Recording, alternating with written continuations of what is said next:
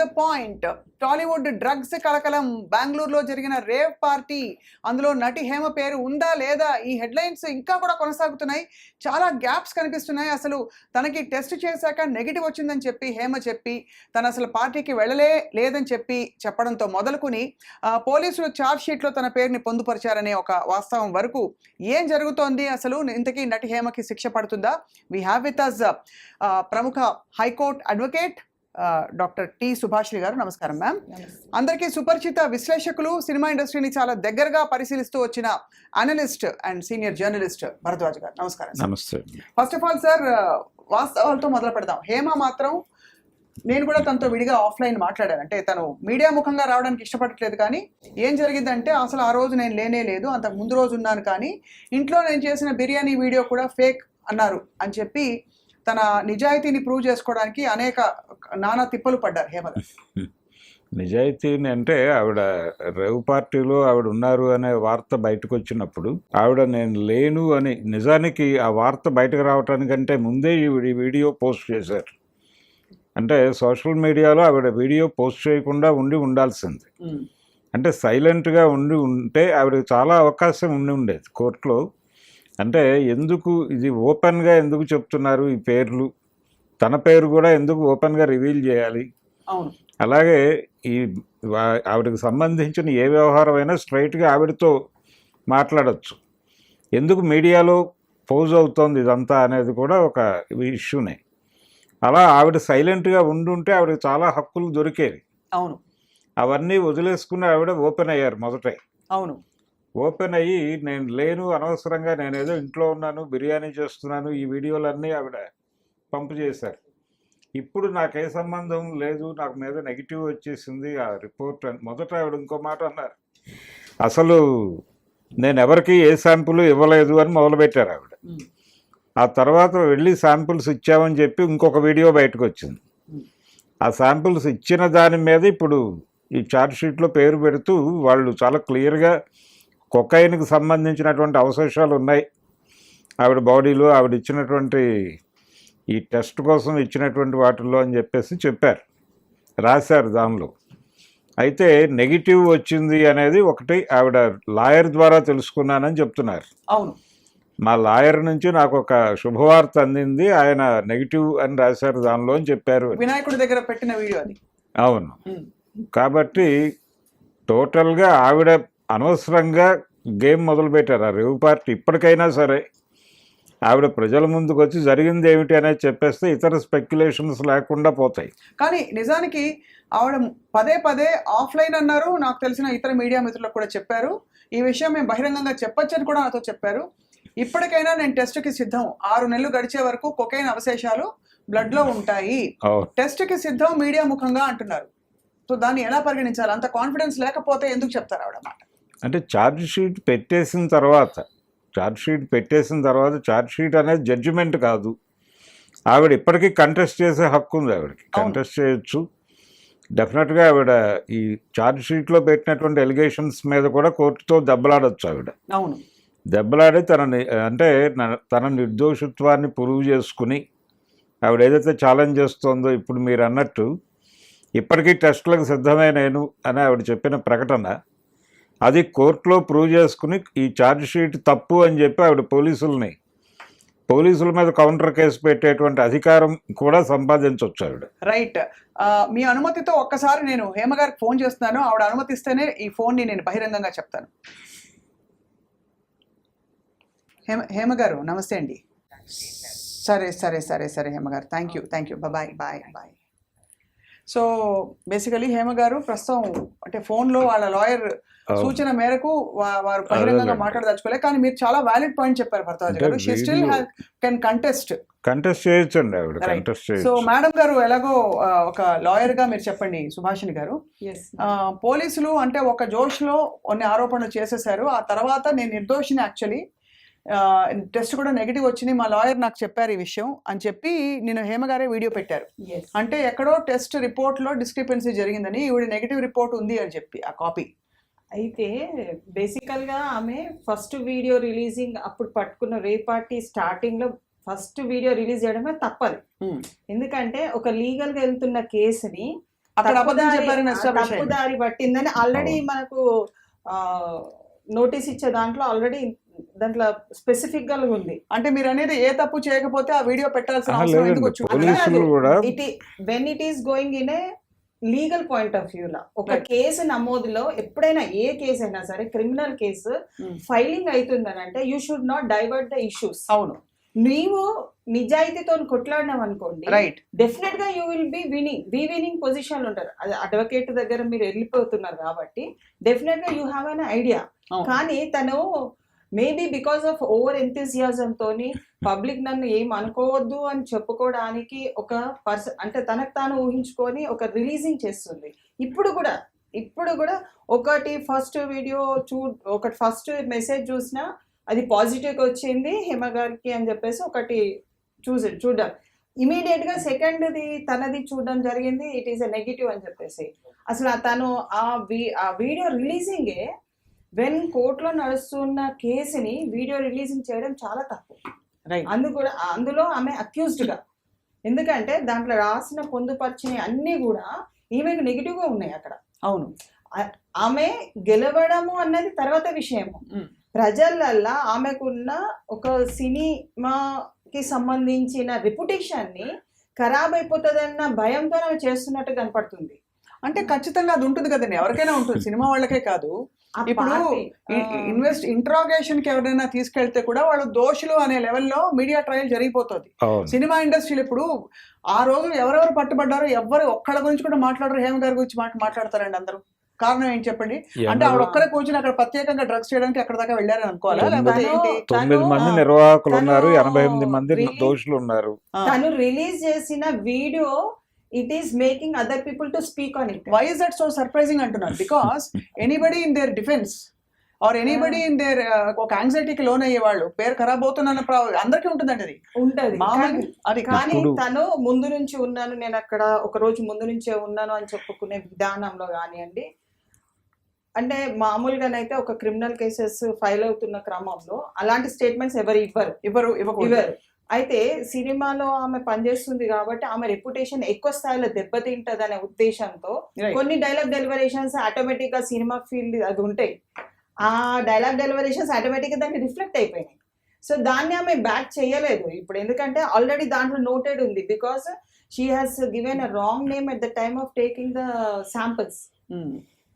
ఏమే ఇచ్చింది అనేది అక్కడ నోటిఫై చేసేందుకు అది చాలా అంటే మనకు డేంజర్. కానీ రిపోర్ట్ లో తనకి నెగిటివే ఉంది, అందుకే నేను అంత కాన్ఫిడెంట్ గా చెప్తున్నాను, ఇప్పటికైనా మీరు రండి నా బ్లడ్ టెస్ట్ తీసుకోండి అని చెప్తున్నారు హేమ గారు. సో దీనికి ఏంటి పరిష్కారం? ఒకటండి, వాళ్ళు ఎఫ్ఐఆర్ కాపీ కావచ్చు, లేదు ఛార్జ్ షీట్ లో కొన్ని భాగాలు బయటకి వచ్చినటువంటి భాగాల్లో వాళ్ళు ప్రధానంగా అక్యూజ్ చేసింది ఇవన్నీ కేసు డైవర్ట్ చేయడానికి ప్రయత్నం చేశారు అనేది ప్రధానంగా మాట్లాడారు. అవును, అది ఇబ్బందికరం, రైట్, అక్కడ మొదలైంది. రెండోది వీడి మీద పెట్టినటువంటి సెక్షన్స్లో నార్కోటిక్స్కి సంబంధించిన దానిలో 27B అనేది పెట్టారు, అంటే కన్జ్యూమ్ చేసినప్పుడు పెట్టేటువంటి సెక్షన్స్ అవి. అంటే పర్సనల్ గా తీసుకుంటున్నారు అనేది వాళ్ళకి ఈ సెక్షన్ 27 and 27B. అది కొంచెం ఇబ్బందికరం. అవి ఉన్నాయి కాబట్టి కొకైన్ తీసుకున్నారు అనే మాట కూడా ఛార్జ్ షీట్ లో ఉంది అనేది బయటకు వచ్చింది. అది ఎలా బయటకు వస్తుంది? ఎవరు రిలీజ్ చేశారు? అక్కడ నుంచి మీడియా ద్వారా బయటకు వచ్చిందేనండి, పోలీసులు లీక్ చేయడం, లేకపోతే అది వచ్చే అవకాశం లేదు. కానీ పోలీసులు ఈ దిక్కుమాల అలవాటు ఏంటి లీక్ చేయడం? ఒక ఇంపార్టెంట్ కేసు, ఇక్కడ హేమ గారు అవ్వచ్చు, రేపు ఇంకొక బడాబాబు అవ్వచ్చు, ఇంకెవరైనా. ఇప్పుడు బయటకు వచ్చిన ఛార్జ్ షీట్ అని చెబుతున్న దానిలో కూడా అక్యూజ్డ్ నెంబర్ 11 ఉంది. ఆ 11 అనే ఆ పేజెస్ వరకే మాత్రమే, ఈవిడ పేజెస్ వరకు మాత్రమే బయట. అది తప్పంటాను కదా సార్. నేను ఏమంటానంటే అందరినీ నిజంగానే దోషులు ఉంటే, లేదు పట్టుబడ్డ వాళ్ళంటూ ఉంటే అక్కడ 88 మంది మీద కేసు ఉంది అనేది ఒక మాట అండి. మిగతా 87 పేర్లు ఎక్కడ? మిగిలిన పేర్లు వాసు అనేటువంటి పేరు ఒకటి మాత్రమే వినిపిస్తోంది. అవును, తర్వాత హేమ గారి పేరు మాత్రమే వినిపిస్తోంది. ఇంకా 2-3 పేర్లు, అంటే ప్రధానంగా ఆయన బర్త్డే సందర్భంగా ఏర్పాటు చేసినటువంటి పార్టీ అది. ఒకటి ఇక్కడ ఏంటంటే అటెండింగ్ రేవ్ పార్టీ అన్నది, లేకుంటే ఒక పార్టీని ఎంజాయ్ చేయడం అన్నది తప్పు కాదు, కానీ ఇల్లీగల్ గా అంటే ఏదైతే మనకు NDPS యాక్ట్ ప్రకారము కన్జ్యూమ్ చెయ్యొద్దు అని చెప్పిన డ్రగ్స్ ని ఒక పార్టీలో వాడుతున్న క్రమం తప్పది. వార్తల ఆమె క్రమం వెళ్ళడం తప్పు. తప్పు కాదు, అమ్మాయిని తీసుకెళ్ళడం అన్ని ఏదైనా అది అంటే కూడా ఇల్లీగలే కదా. అంటే నేను అనేది ఇవన్నీ నిర్ధారణ అయ్యి ఉంటే గనక ఈ రిపోర్టు ఓన్లీ పోలీసుల చేతికి మాత్రం ఉండే ఈ రిపోర్టు పబ్లిక్ వచ్చేసింది కదా. ఎట్లా పబ్లిక్ వచ్చింది ఆల్రెడీ ఫస్ట్ నుంచి అందరినీ వీడియోస్ అన్ని కూడా ఫస్ట్ నుంచి అరెస్ట్ కానుంచి చూపిస్తున్నారు అన్ని కూడా. అవునండి, సో కరెక్ట్. సంబడి ఈస్ అంటే ఫాలోయింగ్ ద థింగ్. సెలబ్రిటీస్ ఉన్నారు కాబట్టి కొంత పీపుల్స్ అటెన్షన్ డ్రైవ్ చేయొచ్చు దీనిలో నుంచి అనే ఉద్దేశంతో ఈ కేసును కొంచెం మీడియా హైలైట్ చేయటం కూడా జరిగింది. అంటే సార్ నేను ఇక్కడ హేమ గారు తీసుకున్నారా లేదా వెళ్ళారా అనే ప్రశ్నను కూడా నేను అది గౌరవ కోర్టు పరిధిలో అది పూర్తిగా ఉంటుంది, దాన్ని మాట్లాడలేదు సార్. లేదండి. ఒకళ్ళిద్దరు పేర్లు బయట పెట్టే శునకానందం ఏదైతే ఉందో అది అవును. ఎక్కడి నుంచి మొదలవుతుందని అడుగుతున్నాను. Somebody is following their programming. Then why are we not లేదండి. following on the others, all the 87 Yes, cases లేదు, who లేదు. are possibly politicians వీళ్ళ ఉండొచ్చు, పేర్లు అక్కడ వేరే వాళ్ళు మాట్లాడితే ఉండొచ్చు. ప్రముఖంగా అటెన్షన్ డ్రాగ్ చేయొచ్చు, ప్రపంచాన్ని మన వైపు తిప్పుకోవచ్చు అనే ఉద్దేశంతో దీన్ని ఎక్కువ చర్చకు పెడుతున్నారు. ఇప్పుడు కూడా ఈ ఛార్జ్ షీట్లో ఆ 11 నెంబర్ 11 అక్యూజ్డ్ నెంబర్ అనే వస్తుంది. అదొక్క 4 పేజీలు మాత్రమే బయట సర్క్యులేట్ అవుతున్నాయి ఈవిడికి సంబంధించింది. రైట్. మిగిలిన ఎవరికి సంబంధించిన ఇన్ టోటల్ లేదు, అది కేవలం ఈవిడికి సంబంధించిన కాగితాలు మాత్రమే వాట్సాప్లో సర్క్యులేట్ అవుతున్నాయి. ఇక్కడ ఏంటంటే హేమ గారు తీసుకున్నది ఒకటే ప్రాజెక్ట్ అవుతుంది తప్ప వేరే వాళ్ళు తీసుకున్న ప్రాజెక్ట్ అయితే ఈమె కామన్ అయిపోతుంది. కానీ ఈమె తను చేసిన క్రమం ఏంటంటే ఒక వీడియో తనంతటికి తానే రిలీజ్ చేసుకుంది కాబట్టి ఆమె అందరు క్యాచప్ చేస్తున్నారు అన్నది ఒకటి మనకు అర్థమవుతుంది. బికాస్ 88 మెంబర్స్ ఉన్నా, 50 మెంబర్స్ ఉన్నా, 2 మెంబర్స్ ఉన్నా అందరు కన్జ్యూమ్ చేసినట్టు అక్కడ ఫుల్గా అన్నది ఏం చూపించట్లేదు. ఒకరు సప్లై చేసిండ్రు, ఒకరు తీసుకొచ్చి. ఎందుకంటే అందరూ కన్జ్యూమ్ చేసుంటారు అక్కడ. Drug also is an illegal. But I'm saying, అది 1 year conviction. if that has 6 been, months. అవును ma'am, correct. With due respect, if that is an established fact, where is the charge sheet? Who has seen her name? Where is the report? Has the report been officially released? I want to ask this question. అది Or is this something we are guessing? ఇప్పుడు Or charge trying sheet to read website between నుంచి lines. తీసుకోవచ్చండి. Website charge sheet website నుంచి తీసుకోవచ్చా? ఇప్పుడే కుదరదు sir, ఎందుకంటే మొన్న రీసెంట్ గా వేసిందని. మరి ఎవరు చెప్తున్నారు అంటున్నాను నేను. అక్కడ ఇప్పుడు కోల్కతా, ఇక్కడ రెండు ప్యారల్స్ డ్రా చేద్దామండి. కోల్కతా మెడికో హత్య కేసు జరిగిన తర్వాత కూడా ఎన్నో రకాల వర్షన్స్ వచ్చాయి బయటికి. అవును, అక్కడ ఎంత స్పర్మ్ ఉంది, ఎంత మంది ఉండుంటారు, 18 మంది అని ఒకళ్ళు, నలుగురే అని ఇంకోళ్ళు, ఒక్కళ్ళే అని ఇంకోళ్ళు, ఎవరికి ఇష్టం వచ్చిన భాషను రాసుకున్నారు. నేను అనేది డ్రగ్స్ లాంటి ఒక సీరియస్ ఇష్యూలో ఇవాళ ఇది ఎంటర్టైన్మెంట్ వాల్యూకి సినిమా ఇండస్ట్రీ అంతా డ్రగ్స్ అని చర్చించుకోవడానికి తప్ప వాస్తవాలను ఎక్కడ బయటకి తీసుకొస్తున్నాం. Drugs is a very particularly government is on this issue. Absolutely, they should be. They are going in a very systematic manner in colleges, community service లో వెళ్తున్నారు. డ్రగ్స్ చాలా లోతుగా వెళ్ళిపోయిందండి. ప్రజలలోనే కాదు, సామాన్య చిన్న పిల్లలకు కూడా జస్ట్ మనకు సెంట్ వేసుకునే దాంట్లో చిన్న క్యాప్సల్ టైప్ లో ఉన్నాయి కొన్ని వాటిలలో. అగ్రీడ్ మ్యామ్, చాలా దారుణం ఇది మహమ్మారి. దీన్ని కంప్లీట్ గా వదిలించుకోవాలి. నువ్వు నీ ప్రతాపం చూపించుకోవడానికి ఎవరో ఒకళ్ళిద్దరు పబ్లిక్ ఫిగర్స్ ఉన్నారు కదా అని వాళ్ళ విషయం పదే పదే మాట్లాడడం కంటే ఈ డ్రగ్స్ పిల్లల స్కూల్స్ వరకు చేరిపోయాయనే సీరియస్ ఇష్యూని దాన్ని ఆపలేకపోతున్నావా అని అడుగుతున్నాను నేను. Government what is NCB doing? ఎందుకు దాని ఎంట్రీని ఆపలేకపోతున్నాం? లేదండి, చిన్న పిల్లలు అంటే స్కూల్ పిల్లలు, కాలేజీ పిల్లలు వీళ్ళు తీసుకుంటున్నారు అనే ఆవేదన ఒకవైపు, సినిమా ఇండస్ట్రీ వాళ్ళు తీసుకుంటున్నారు అనేది ఇంకొక వైపు. ఈ రెండూ తప్ప ఇంకొక ఏరియాలో డ్రగ్స్ అనేది ఎప్పుడు వినలేదు నేను ఇప్పటిదాకా. అది ఎందుకు కాలేజెస్ ఓకే, నేను చెప్పేది అదే. విద్యా సంస్థలు, ఎవరు మాట్లాడలేదు దాని గురించి. విద్యా సంస్థలు, సినిమా వాళ్ళు తప్ప ఇంకొక ఏరియాలో ఎవరైనా సెక్రటేరియట్లో డ్రగ్స్ దొరికాయని కానీ, లేకపోతే ఫలానా పార్టీ ఆఫీస్లో డ్రగ్స్ దొరికాయని కానీ నేను ఎప్పుడూ వినలేదు. Cinema is a one thing where entertainment is more projected కాబట్టి దాని మీద ఎక్కువ అంటే ఐవ్యూ అనేది ఐవ్యూ ఉంది కాబట్టి అలా టేక్ ఇట్. వాళ్ళకు ఎనిమీస్ వాళ్ళు కూడా కొంతమంది ఉంటారు. Maybe they might want to project her so that tomorrow her enmity వాళ్ళకు కూడా అంటే ఒకటి సార్, లిమిట్ అయితే ఉంది. ఒకటి మ్యామ్, నిప్పు లేనిదే పొగరాదన్నది ఒక చాలా పాత నానుడి. Yes. అది ఓకే పక్కన పెడితే, ఇక్కడ మళ్ళీ ఐఎమ్ రీట్రేటింగ్, ఇది అక్కడ హేమ గారు ఉన్నారా లేదా అనేది గౌరవ కోర్టు తెలుస్తుంది. ఆవిడ చాలా కాన్ఫిడెంట్ గా ఉన్నారు, నా నిజాయితీ నేను చార్జ్ షీట్ పట్టుకుని వస్తాను, అది చేతికి రాగానే అప్పుడు తెలుస్తుంది అసలు ఏమిటని చెప్పి అంటున్నారు. సరే, వాట్ ఎవర్ ఇట్ ఇస్, ఆవిడ ఇప్పుడు ఇన్ఫ్లుయెన్స్ చేశారు ఫ్యాక్ట్స్ అని కూడా ఒక ఆరోపణ ఎదుర్కొంటున్నారు. అది కూడా మాట్లాడుతున్నారండి. అంటే ఇక్కడ ఒక చిన్న విషయం అండి, ఒకవేళ if her name is deleted from the charge sheet, she will be అది చాలా బెటర్ గా ఉంటది. అలా అంత ఓపిక కూడా ఈమెకు అవసరం, చాలా అవసరం ఉండే.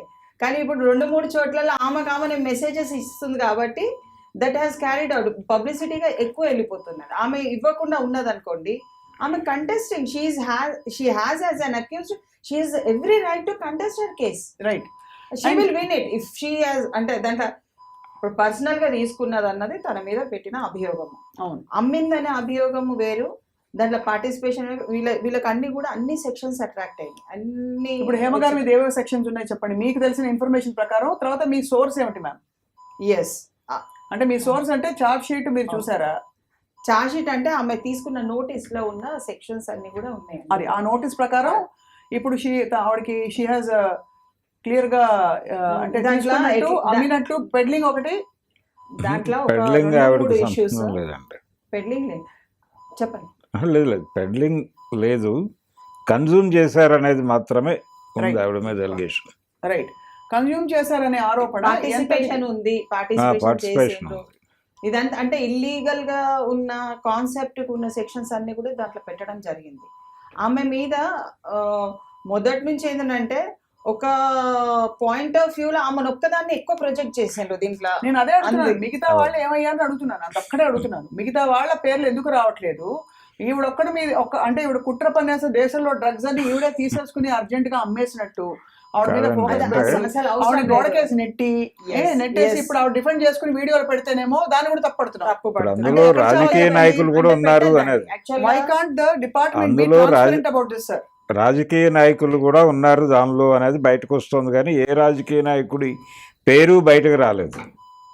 పొలిటీషియన్స్ ఉన్నారు దీనిలో, అదే పొలిటీషియన్స్ ఉన్నారు, రకరకాల ఫీల్డ్కి చెందిన వాళ్ళు ఉండొచ్చు, వ్యాపారస్తులు ఉండొచ్చు, కాంట్రాక్టర్లు ఉండొచ్చు, లేదు ఎడ్యుకేషనల్ ఇన్స్టిట్యూషన్స్ చెందిన వాళ్ళు ఉండొచ్చు. ఇంకా మొన్న రీసెంట్ గా కూడా మొన్న కూడా సాఫ్ట్వేర్ నుంచి కూడా ఒక 8 మంది. అదే సార్, అదే అంటున్నాను, అందరినీ ఎక్స్పోజ్ చేయాలి, సమస్యను ఎక్స్పోజ్ చేయాలి. మోర్ దెన్ ఎనీథింగ్, ఎక్కడి నుంచి వస్తున్నాయి ఇంత ఈజీగా కొనుక్కున్నట్టు డ్రగ్స్ ఎక్కడి నుంచి కొనుగోలు చేస్తున్నారు? ఇక్కడ మనకి రాడిసన్ పబ్ మీద జరిగినటువంటి దాడి సందర్భంగా కూడా కేవలం సినిమా పర్సనాలిటీలు వాళ్ళ బంధువుల పేర్లు మాత్రమే బయటకు వచ్చినాయి తప్ప మిగిలిన వాళ్ళు ఎవరి పేరు బయటకు రాలేదు లిస్టులో.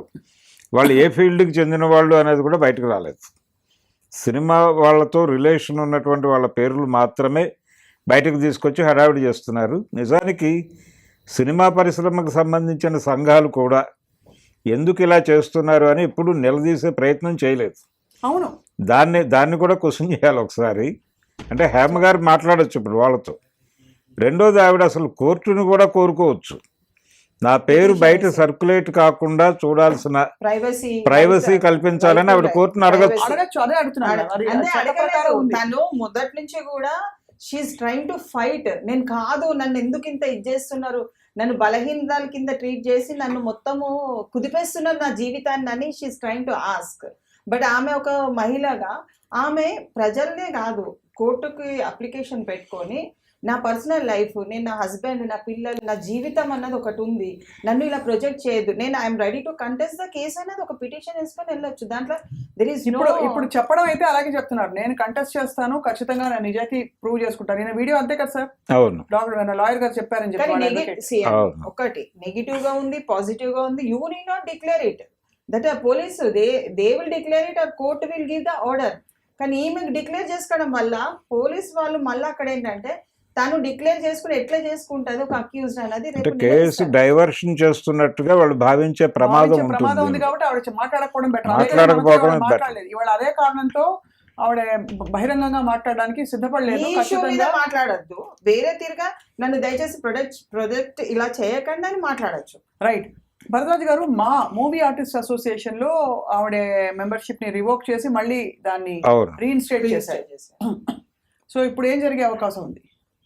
అంటే ఇప్పుడు మళ్ళీ మా అసోసియేషన్ నిర్ణయం తీసుకోవాలి. అంటే ఛార్జ్ షీట్లో ఆవిడ పేరు వచ్చేసింది అని. లేదు, ఆవిడ ఇంతకు ముందు సమర్పించారు కొన్ని, అంటే కొన్ని టెస్ట్ రిపోర్ట్లు సమర్పించిన తర్వాతే ఆవిడకి తిరిగి సభ్యత్వం ఇవ్వటం జరిగింది. అవేమిటి అనేది బయటకు రావాలి ఇప్పుడు.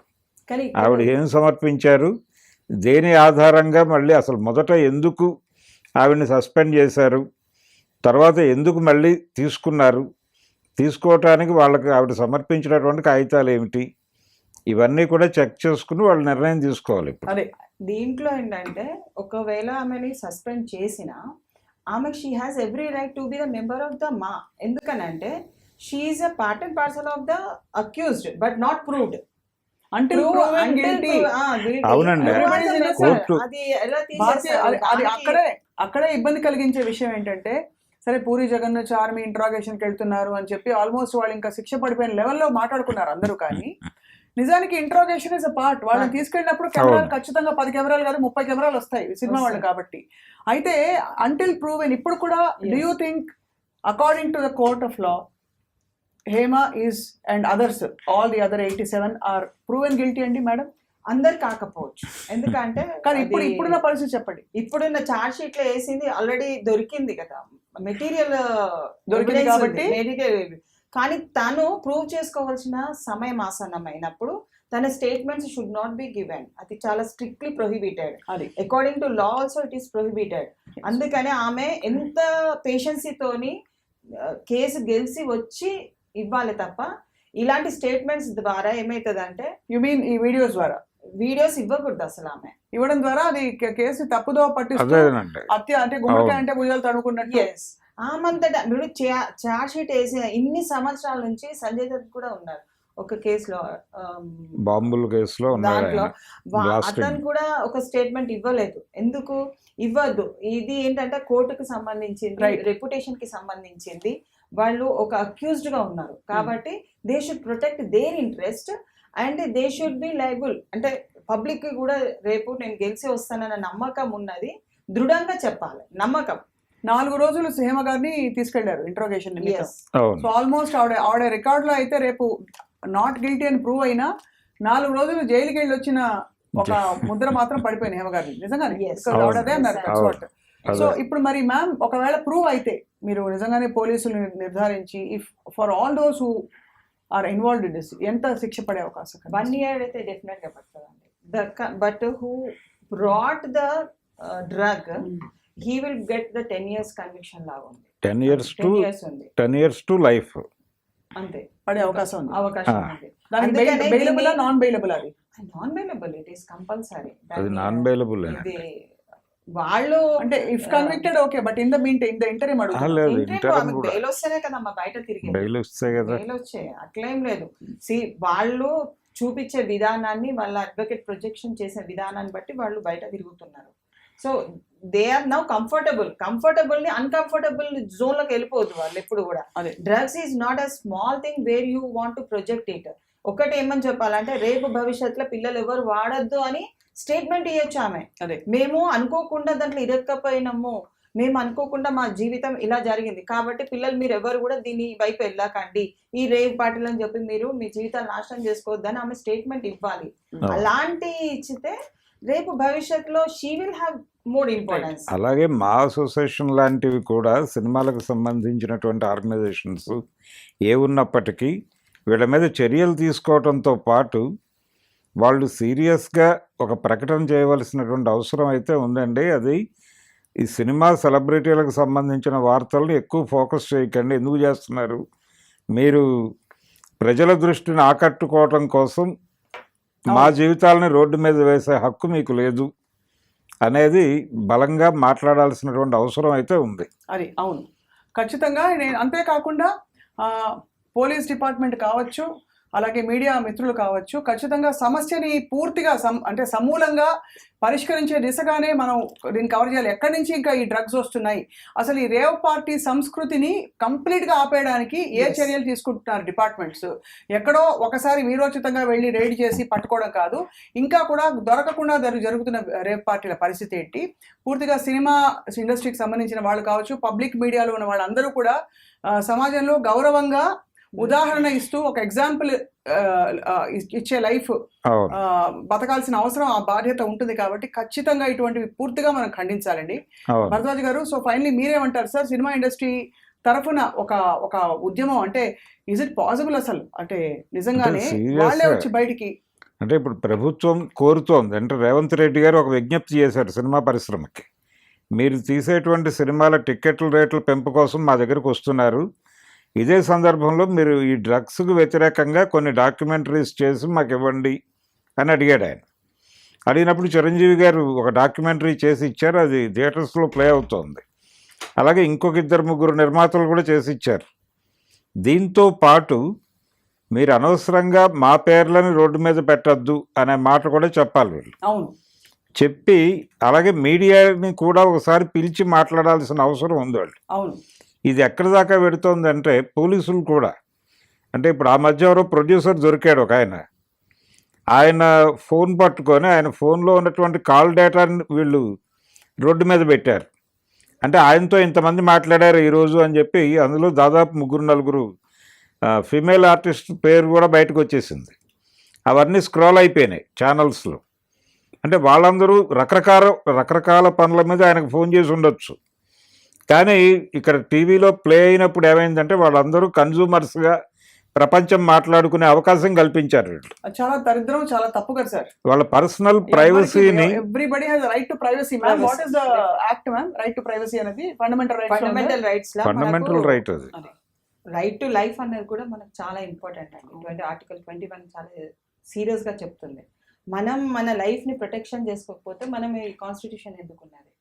So when we are challenging that thing, we have to protect. కాన్స్టిట్యూషన్ని మనం గౌరవిస్తున్నాము అని అంటే మనం ఇల్లీగల్గా పోవద్దు, మనం చట్టబద్ధతగా మనం ఈ సమాజంలో బ్రతకాలి. దానికి ఒక చిన్న ఉదాహరణ ఇచ్చి నేను ఇది, ఒక ఫ్యామిలీలో భార్యాభర్తలు ఇద్దరు, మా హస్బెండ్ డ్రగ్స్ తీసుకుంటానని ఒక అభియోగం మోపింది ఒక భార్య. డ్రగ్స్ తీసుకున్నాను, అది it is a very big. So we told him to get the test. ఆ టెస్ట్ కానీ వెళ్ళినప్పుడు బాంబే నుంచి వాళ్ళు వీళ్ళకి కాల్ చేశారు, బ్లడ్ టెస్ట్ డ్రగ్స్ కానీ ఎందుకు ఇచ్చారు వీళ్ళు, మీకు ఏం సంబంధం ఉన్నది, ఎంతమంది మీకు పరిచయము, అంటే ప్రొడక్షన్ చేసే వాళ్ళు పరిచయమా, సెల్లర్సా, బయ్యర్సా, ఎందుకు ఈ టెస్ట్ అని చాలా విధాలుగా ఎంక్వైరీ జరిగింది.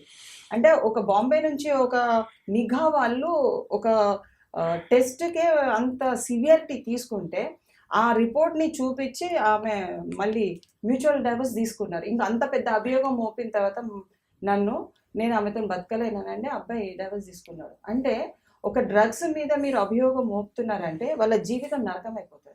ఖచ్చితంగా డెఫినెట్గా ఏంటంటే ఇట్ హ్యాస్ బాంబే నుంచి ఒక నిఘా, అంటే మన గవర్నమెంట్ నుంచే నిఘా వాళ్ళు మన మీద జీవితకాలం వరకు నిఘా ఉంటారు. అదే అది చిన్నదైనా 2 గ్రాములే అనుకోండి, 100 గ్రామ్స్ అనుకోండి, అది చాలా పెద్దగా ఉంటుంది. సో దీన్ని ఏంటంటే ఒక ఫ్యామిలీయే కాదు, ఒక సమాజమే కాదు, ఒక దేశం పైన అత్యాధునికంగా మనకు యుద్ధం ఎట్లా జరుగుతుందో ఇంటర్నల్గా ఈ యుద్ధం జరుగుతుంది. అది మనం ఆపగలిగితే ప్రజల్ని మనము కాపాడుకున్న వాళ్ళం అవుతాం. చాలా మంచి మాట చెప్పారు డాక్టర్ సుభాషిణి గారు.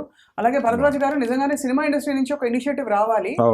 ఒకటి ఏంటంటే వాళ్ళ ఫ్రెటర్నిటీని ప్రొటెక్ట్ చేయడమే కాకుండా ఈ సమస్యని కూడా మేము కూడా యాక్టివ్గా పోరాడతాం అనే ఒక మెసేజ్ వచ్చిన రోజు ఖచ్చితంగా ఊరికే పాక్షిక సమాచారం బయట పెట్టడం కానీ, ఒకళ్ళను ఇద్దరును అలాగేంటి సిలువేసి ఎక్కించడం కానీ ఇట్లాంటివి కాకుండా తప్పకుండా ఐ థింక్ ఈ సమస్య మూలం ఎక్కడుందో వెతికి దీన్ని పూర్తిగా కూకటి వేళ్ళతో తీసి పడేసే ఒక అవకాశం మనందరికీ వస్తుంది.